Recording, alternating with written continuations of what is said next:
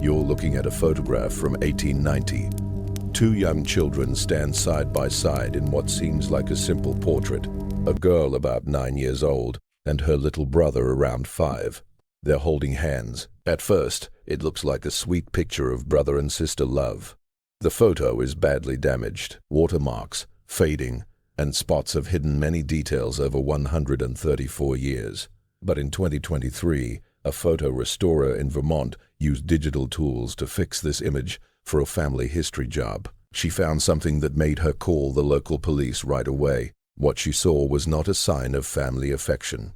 It was a sign of captivity. This was not a normal picture of two kids posing together. It was a photo of a kidnapped girl, and the small boy she had to act like was her brother. If you want to know how an old family photo from 1890 became proof in one of the most upsetting child kidnapping cases of the 1800s, and what the fix revealed about these kids' terrible end, like and subscribe now. In August 2023, photo expert Emily Richardson got a box of old family pictures from a client named David Hendris in Burlington, Vermont. David's old aunt had just died, and while going through her things, he found some Victorian-era photos he wanted fixed and identified. Most were normal late 1800s family shots, serious people in nice clothes, group pictures, weddings.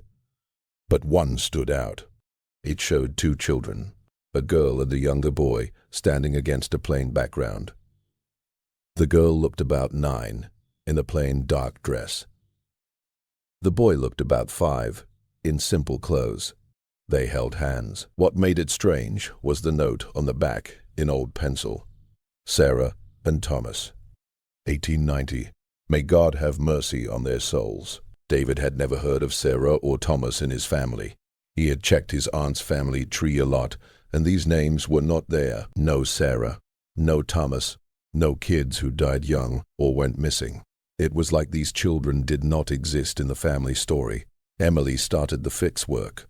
The photo was in very bad shape. Bad water damage, heavy fading, lots of spots, tears, and folds. It would take weeks of digital work to bring back hidden details. But as she worked, she saw things that worried her. First, the kids' faces in old Victorian photos. Children often looked serious or blank because of long camera times and old ways. But these kids looked more than that. The girl's face showed fear, something Emily had seen in old crime photos she fixed before. Second, how they held hands. It was not easy sibling holding. The girl's grip looked tight and strong. Her knuckles stood out, her fingers wrapped hard around his small hand. The boy's body seemed like he was being kept there, not posing on his own. Third, the detail that scared her most came when she made the background clearer. In the damaged original, it looked like a plain wall. But after fixing watermarks, fading, and adding contrast, she saw iron chains on the wall. They hung down about 3 to 4 feet, at a height right for holding a child. Emily told David right away. They started looking into where the photo came from. David's aunt, Margaret Hendris, never talked about it. She kept it locked in a box in her attic, with some old newspaper bits David first skipped over. When he read them, the story came out. Burlington Daily News, September 14th, 1890. Local girl missing, 9-year-old Sarah Mitchell gone from home. Family needs help. Burlington Daily News, October 3rd, 1890. Missing girl's mother dies of sadness. Sarah Mitchell still gone after 3 weeks. Town mourns 2 losses. Burlington Daily News, November 21st, 1890. Strange deaths in Woodstock. 2 children found dead in empty house. Names unknown. Check going on. David's Aunt Margaret was born in 1888. She was only 2 in 1890, too young to remember much. But her mother, David's great-grandmother, kept these clippings and the photo for a reason. Emily and David took the photo and clippings to Dr. Catherine Morris, a history expert on Victorian crimes at the University of Vermont. Dr. Carrion Crimes at the University of Vermont. Morris looked in old records and found the full file on the Sarah Mitchell case.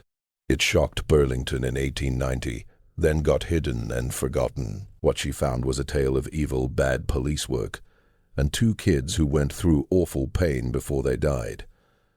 The fixed photo became the only picture left of Sarah Mitchell and the boy she tried to protect until the end. It was taken by the kidnapper as a sick keepsake.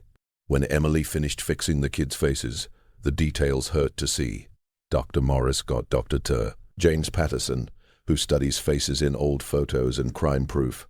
Sarah's face was not the usual calm Victorian look. It showed clear signs of strong fear and deep hurt. Her eyes were wide open, with lots of white showing, pupils big, even in bright light. Stress keeps pupils open. Her eyes looked past the camera to the left, toward the person taking the picture, like a quiet cry for help. Eyebrows up and pulled in, making lines between them, the clear look of fear and begging. Her mouth was tight, lips pale and pressed hard, corners down, jaw tight, shadows under cheeks. Her face looked thin and hollow, cheeks sharp, eyes deep in. She was not a healthy child. She looked starved and stressed for a long time. Dr. Patterson said, "This child showed every sign of long trauma, strong fear, and being trapped. Not just scared for a moment. She lived in terror for weeks or months. Her face, eyes, and body all said she knew she was in danger and tried to tell anyone who saw the photo." The saddest part came when Emily looked close at Sarah's eyes. In the reflection in her big pupils, you could see a faint shape of the man behind the camera. A tall, grown man holding something long and thin in his right hand. It looked like a stick or cane, something to hit with. Sarah posed because she was threatened right then. The boy's face was different, but just as bad. No fear, just empty. Eyes blank, staring at nothing. Mouth a little open. No feeling at all. Dr. Patterson said this showed deep shutdown from trauma. The child had been hurt so much his mind went away to stay safe. This empty look in such a young kid means very bad long abuse. The boy looked very thin too, face like bones, eyes deep, skin loose. When Emily looked closer at clothes and skin, more bad things showed. Their clothes were dirty, ripped, and wrong size. Not clean and neat like usual old photos. Sarah's dress had stains, maybe blood, or other around neck and arms. Both had dark lines on hands and wrists, like marks from ropes or chains. The boy's neck had dark spots, like bruises, both very skinny, bones showing. This was not a picture of cared-for kids. It showed 2 children hurt, starved, and held. The big proof came from the background. After fixing, the wall was not a photo backdrop. It was a real wall in a room, like a basement from the stone look. Iron chains on the wall, about 4-5 feet up, right for kids. Emily talked to Dr. Robert Hayes, who knows old buildings and things. He said these were wall chains, used long ago for prisoners or sick people in places. Size fit children. Chains looked used, rusty, worn. Floor under them had dark marks, maybe from fluids or long time there. Room had rough stone walls, small high windows blocked, no light in, only photo lights. In corner, straw or thin bed, near feet, me, towel pot for waist. This was a jail room for holding people, kids. The photo setup showed someone who knew cameras well. Lights, focus, pose, all careful, not quick. Snap. Taken in basement prison. Kids taken off chains just before, posed, under threat. Not police photo, taken by the kidnapper as a prize picture. From date 1890 and news of Sarah gone and 2 bodies found. It was likely taken soon before they died. Dr. Morris looked at full old records of Sarah Mitchell case from Vermont archives. It showed bad police work and protection that let 2 kids die. Sarah Mitchell, 9, went missing from Burlington home.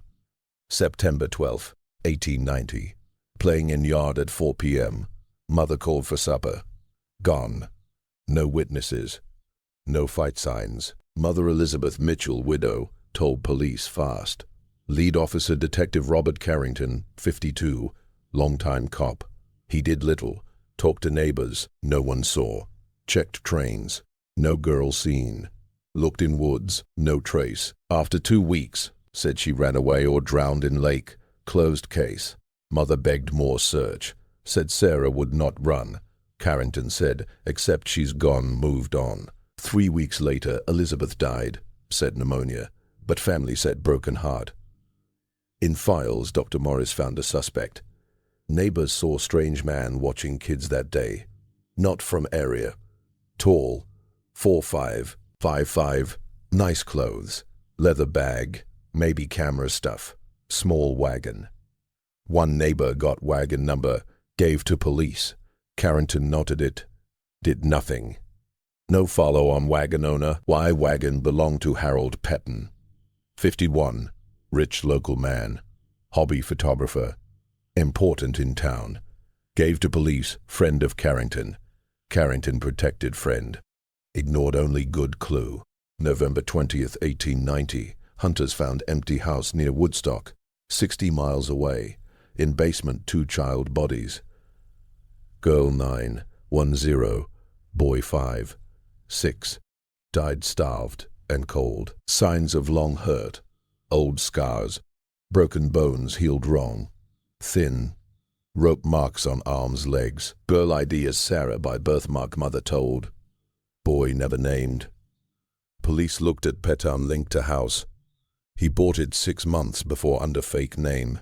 But Petton never arrested. Carrington on case again. Said no proof link. Closed as unknown killer. Petton died calm in 1903. Age 64. Respected. Dr. Morris found more. Petton not alone. Part of group of rich men in 1880s to 1890s who took kids, hurt them, shared, used codes, in papers, traded photos, visited each other. Photo not just prize, made copies, sent to others. Proof of his collection. Trade item. Note on back, not by Petton. Added later. How David's family got it. David's great-grandmother Martha Hendris was best friend of Elizabeth Mitchell. When Elizabeth died, Martha promised to keep looking for truth about Sarah. In 1903, when Petton died, Martha heard he was main suspect. Talked to his housekeeper cleaning house. Housekeeper who suspected bad things. Gave Martha hidden box of photos of hurt kids in same kind rooms. Told her burn them, devil work. Martha kept only Sarah's photo. Wrote note, may God have mercy on their souls. Locked with clippings. Never showed anyone. Passed down to daughter, then Aunt Margaret. Hidden each time until David sent for fix in 2023. Truth came out after 133 years. In 2024, Vermont police reopened Sarah Mitchell case as old cold case. Petton dead. No justice for him, but review looks at group he was in. Workers try to name other kids from old photos in records. Show full crimes. Sarah and unknown boy now remembered at Vermont Children's Memorial in Burlington. Plaque says, Sarah Mitchell 1881, 1881, 1888, 189, and unknown boy who died with her. Victims of hidden evil, may they rest. May we never forget. The photo now at Vermont Historical Society, used to teach about protecting kids, power abuse, and why believe and guard the young.